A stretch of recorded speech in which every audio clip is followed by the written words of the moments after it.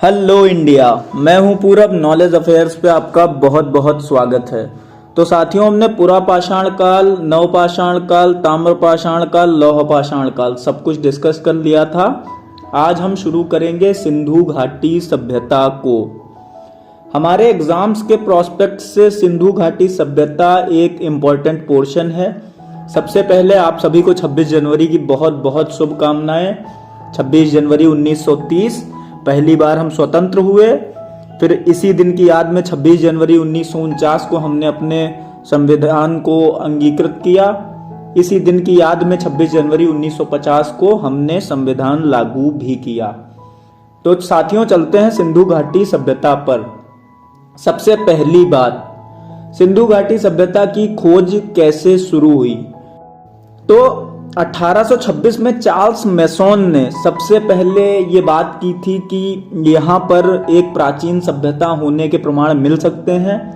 तो 1853 से 56 तक कराची से लाहौर रेलवे की खुदाई का काम जब चल रहा था तो इस प्राचीन सभ्यता के साक्ष्य मिले। एक आदमी और था जिसको ध्यान रखना है, जॉन विलियम ब्रंटन। उस समय जो सर्वेयर जनरल थे एएसआई के, अलेक्जेंडर कनिंघम, इन्होंने विलियम ब्रंटन की बातों पर गौर किया और इस सभ्यता के खोज के लिए बहुत ही महत्वपूर्ण डिसीजंस लिए। 1878 में एक एएसआई का श्वेत पत्र आता है और 1905 में कर्जन जॉन मार्शल को यह जिम्मेदारी देते हैं कि आप सिंधु घाटी सभ्यता, उस समय यह नाम ज्ञात नहीं था, आप जाइए और उन अवशेषों का अध्ययन कीजिए, उन अवशेषों की खोज कीजिए। तो दयाराम साहनी ने 1922 में और आरडी बनर्जी ने 1923 में 483 किलोमीटर की ये जो लाइन थी, यहाँ पे पहली बार सिंधु घाटी सभ्यता की खोज की। अब अगर आपसे एग्जाम में पूछता है कि सिंधु घाटी सभ्यता की खोज किसने की थी, तो आप सब आंसर लगाएंगे दयाराम साहनी और राखल दास बनर्जी, जिन्हें शॉर्ट में आरडी बनर्जी भी कहते हैं। जॉन मार्शल, इन्होंने गंगा घाटी जो है, जो यूपी का बागपत जिला है, वहां एक गांव है सनौली, वहां से सिंधु घाटी सभ्यता के काल की 116 कब्रें खोजी थीं। अब चलते हैं कि सिंधु घाटी सभ्यता का विस्तार कितना था या महत्वपूर्ण स्थान कौन कौन से थे। पहला था सुतकेंडोर, जिसके हम दारद के नाम से भी जानते हैं। और जब हम उत्तर में जाएंगे तो मांडा जिला, या पूर्व में जाएंगे तो जो आलमगीरपुर है, जिसे आज हम गाजियाबाद के रूप में जानते हैं। और जब दक्षिण में आएंगे तो दायमाबाद। यहां तक सिंधु सभ्यता का विस्तार माना जाता है। अब चलते हैं कि सैंधव सभ्यता को वर्तमान में हड़प्पा सभ्यता भी कहते हैं, क्योंकि इसके सर्वप्रथम अवशेष हड़प्पा में मिले थे।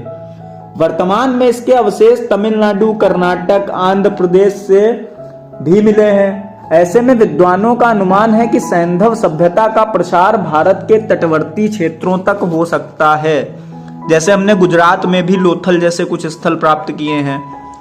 तो सिंधु के जो सर्वाधिक स्थल हैं वो सिंधु और उसकी सहायक नदियों के समीप पाए गए हैं। वर्तमान में विद्वानों का मानना है कि सर्वाधिक सैंधव स्थल सरस्वती नदी के किनारे थे, जो आज विलुप्त हो चुकी है, जो हिमालय क्षेत्र से निकलकर अरब सागर में पहुंचती भी थी। वर्तमान में विद्वान इसी के आधार पर सिंधु सभ्यता की प्राचीनता को 8000 वर्ष पूर्व का पुराना मानते हैं। अब एक राज्य है भारत का हरियाणा, यहां से मिले कुछ साक्ष्य इस पर और बल देते हैं। वर्तमान सरस्वती के स्थान पर घग्गर, हाकरा नदियां बहती हैं। माना जाता है कालीबंगा में, कालीबंगा जो राजस्थान में है, सरस्वती नदी यहां पे ही विलुप्त हुई थी। सिंधु सभ्यता का सबसे पूर्वी स्थल आलमगीरपुर, हिंडन नदी के किनारे गाजियाबाद, सबसे पश्चिमी सुतकेंडोर, जैसा अभी हमने डिस्कस किया, सबसे उत्तरी मांडा चिनाब नदी के किनारे, और सबसे दक्षिणी दायमाबाद जो है वो प्रवरा नदी के किनारे है। तो नदियों के नाम आपको ध्यान रखने हैं, पूछे जाते हैं। अब जो सबसे प्राचीनतम सैंधव स्थल है, आप सबको पता है मोहनजोदड़ो, और मोहनजोदड़ो के बाद कालीबंगा। सबसे नवीनतम कौन सा है? लोथल, 2400 ईसा पूर्व का है। अब वर्तमान में जिस सिंधु का सबसे बड़ा सैंधव स्थल है वो राखीगढ़ी है, इसको खोजा किसने था? प्रोफेसर बसंत सिंधे ने। सबसे छोटा सैंधव स्थल कौन है? सिंध में अल्लादीनो। नाम क्या है? अल्लादीनो। गंगा घाटी क्षेत्र में हरियाणा के बागपत जिले के सनौली गांव से 116 कब्रें आई हैं, जिसमें द्विमानव और त्रिमानव समाधियां प्राप्त हुई हैं। अब चलते हैं साथियों कि सैंधव सभ्यता से प्राप्त स्थल कितने भागों में बटे हैं? तो 2 भागों में। पहला क्या है? जैसा सब हमने पहली क्लास में ही डिस्कस किया था कि सिंधु घाटी सभ्यता पे जब हम आएंगे तो देखेंगे एक नगरीय सभ्यता जन्म ले रही है, जैसे शहर है, तत्कालीन शहर। तो सिंधु सभ्यता से प्राप्त स्थल 2 भागों में बटे हैं, दुर्ग क्षेत्र, निचला नगर। किंतु धौलावीरा से एक मध्यम नगर की अवधारणा भी प्राप्त हुई है। इन्हें सुरक्षा प्राचीर से घेरा गया था। लोथल में दुर्ग क्षेत्र व निचला नगर एक ही प्राचीर से घिरे हैं, जबकि कालीबंगा में दुर्ग क्षेत्र व निचला नगर अलग अलग सुरक्षा प्राचीरों से घेरा गया है। कुछ ऐसे क्षेत्र भी मिले हैं जिनमें दुर्गनुमा संरचना नहीं है, जैसे चनहूदड़ो। तो कल हम सिंधु घाटी सभ्यता के बारे में एक एक पॉइंट जो आपके एग्जाम, और अब आप क्लासेस में जुड़े रहिएगा क्योंकि यहां से हम मेन टॉपिक्स पे चलेंगे। और मैं जो पहले क्लास में हमने कहा था कि जो अपना नॉलेज अफेयर्स है, ये आपको टॉपिक के अंदर का टॉपिक समझाएगा जहां से क्वेश्चंस उठ सकते हैं या उठाए जा सकते हैं। तो आपको छोड़े जा रहा हूं टॉप 15 एमसीक्यूज के साथ। मैं हूं पूरब, देखते रहिए नॉलेज अफेयर्स। जय हिंद। 26 जनवरी की पुनः बहुत बहुत शुभकामनाएं। तो साथियों, पहला सवाल है, प्रथम भारतीय नोबेल पुरस्कार विजेता कौन थे? रविंद्रनाथ टैगोर। भारत का राष्ट्रीय गीत वंदे मातरम कहां से लिया गया? आनंद मठ। अगला सवाल, भारतीय राष्ट्रीय पंचांग किस संवत पर आधारित है? आंसर है शक संवत। भारत के राष्ट्रीय ध्वज का डिजाइन किसने बनाया था? आंसर है पिंगली वेंकैया। देवदास उपन्यास के रचनाकार शरद चंद्र चट्टोपाध्याय। भारत का पहला समाचार पत्र किसने शुरू किया? जेम्स ऑगस्टन हिक्की ने।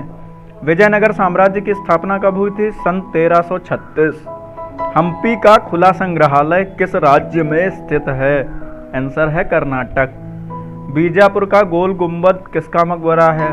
तो उत्तर है मोहम्मद आदिल शाह का। पहली बार जनगण मन कहाँ गाया गया था? उत्तर है कोलकाता में। किस वर्ष उड़ीसा में बिहार को पृथक करने की शुरुआत हुई? 1 अप्रैल 1936। किस एक्ट के अंतर्गत भारत में सर्वप्रथम उच्च न्यायालय की स्थापना हुई? रेगुलेटिंग एक्ट 1773 के अंतर्गत भारत में सबसे पहले उच्चतम न्यायालय यानी कि सुप्रीम कोर्ट की स्थापना हुई। स्वराज मेरा जन्मसिद्ध अधिकार है किसने कहा था? बाल गंगाधर तिलक ने। भारत के राष्ट्रीय गान के रचयिता रविंद्रनाथ टैगोर। बंगाल विभाजन के समय वायसराय कौन था? सबको पता है, लॉर्ड कर्जन। भारत और अफगानिस्तान के मध्य विभाजन रेखा को क्या कहते हैं? डूरंड रेखा। महात्मा गांधी ने दांडी मार्च कब शुरू किया?